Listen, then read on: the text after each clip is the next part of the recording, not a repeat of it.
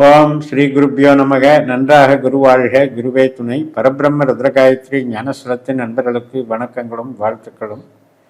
மகர லக்னத்திற்கு 10 நாட்களுக்கான தினப்பலனை பார்க்க இருக்கிறோம். நவம்பர் 29 முதல் டிசம்பர் 8ஆம் தேதி வரை.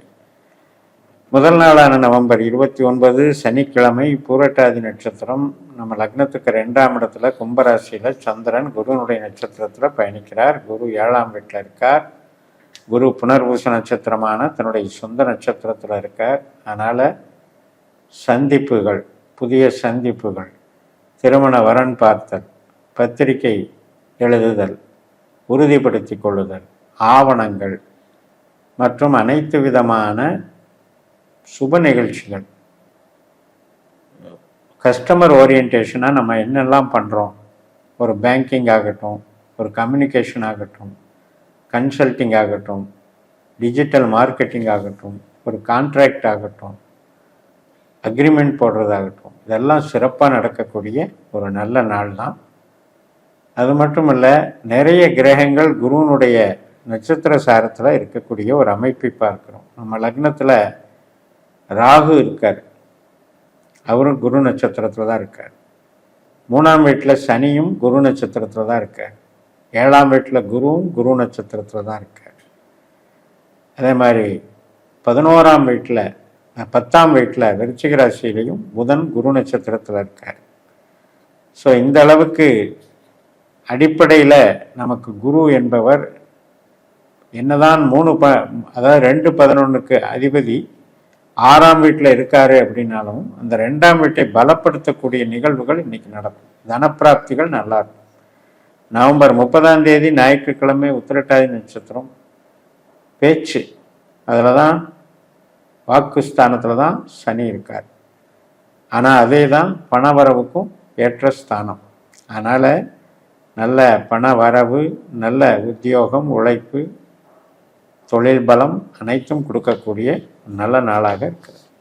டிசம்பர் 1ஆம் தேதி ரேவதி நட்சத்திரம். புதன் எங்கே இருக்காரு அப்படின்னா விசாக நட்சத்திரம் 3ஆம் பாதத்தில் இருக்கார்.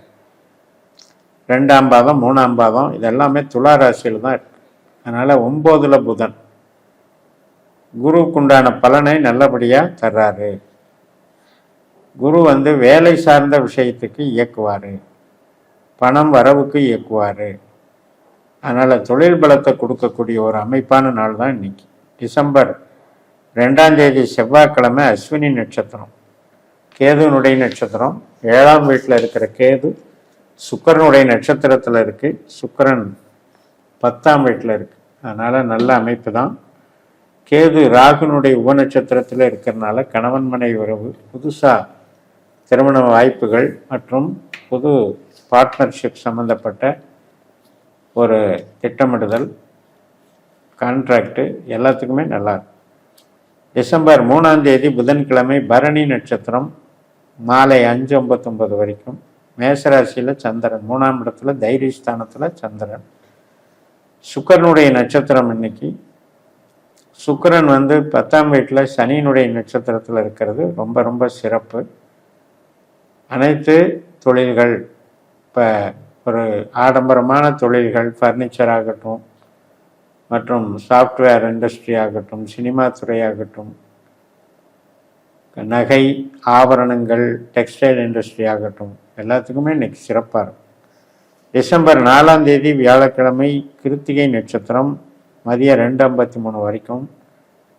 நமக்கு 4ஆம் வீட்டில் சந்திரன் சூரியனுடைய நட்சத்திரத்தில் போகும்போது சூரியனும் 10ல் இருக்கிறதுனால ரொம்ப சிறப்பை தரும், நிபுண யோகத்தை தரும், டெக்னிக்கல் மைண்டை தரும். ஸ்டேஷனரிஸ், மருத்துவம், கவர்மெண்ட் சம்மந்தப்பட்ட விஷயங்கள், அனைத்து விதமான வியாபாரங்கள் எல்லாமே சிறப்பாக நடக்கக்கூடிய ஒரு அமைப்பை கொடுக்கும்.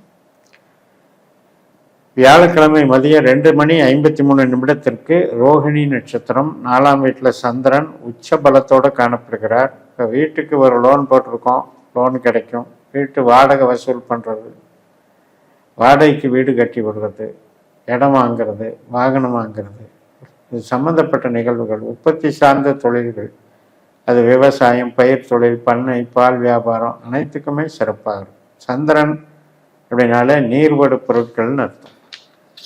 டிசம்பர் 5ஆம் தேதி வெள்ளிக்கிழமை ரோகிணி நட்சத்திரம் முடிவுக்கு வர்றது நண்பகல் 11:45க்கு. அதுக்கப்புறம் மிருகசீரிஷ நட்சத்திரம். செவ்வாய் 10ஆம் வீட்டில் இருக்காரு. புதனுடைய நட்சத்திரத்திலையும் சனியினுடைய உபநட்சத்திரத்திலையும் இருக்காரு.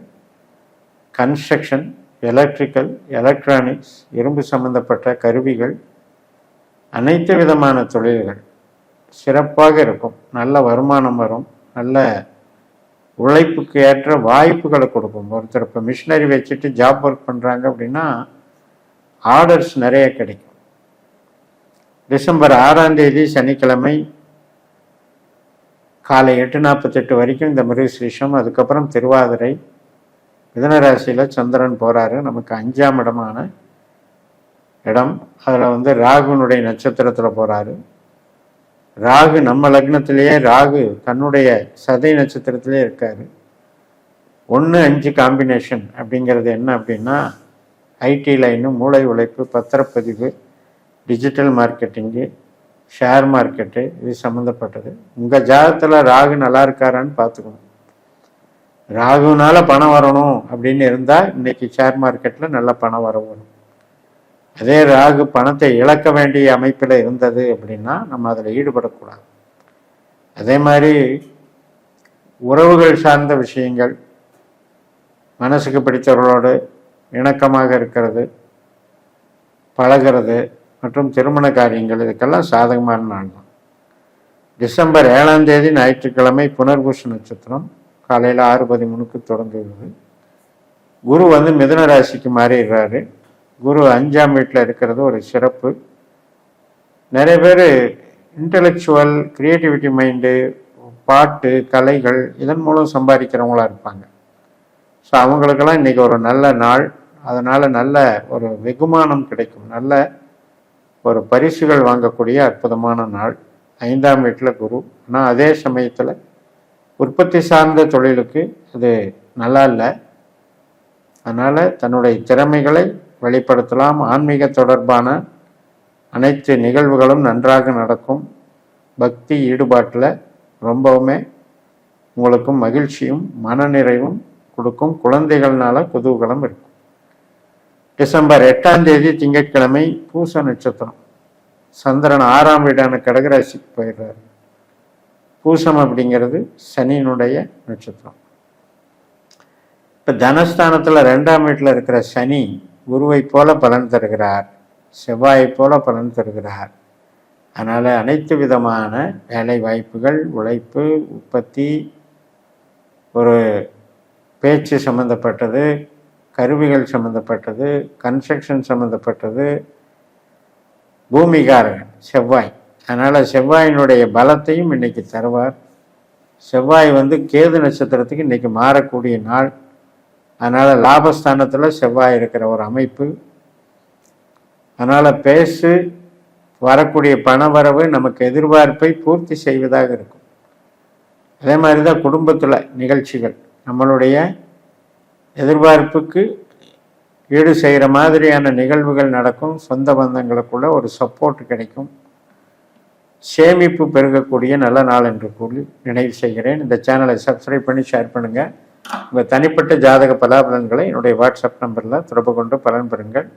உங்களிடமிருந்து விடைபெறுகிறேன். உங்கள் JMS. நன்றி, வணக்கம்.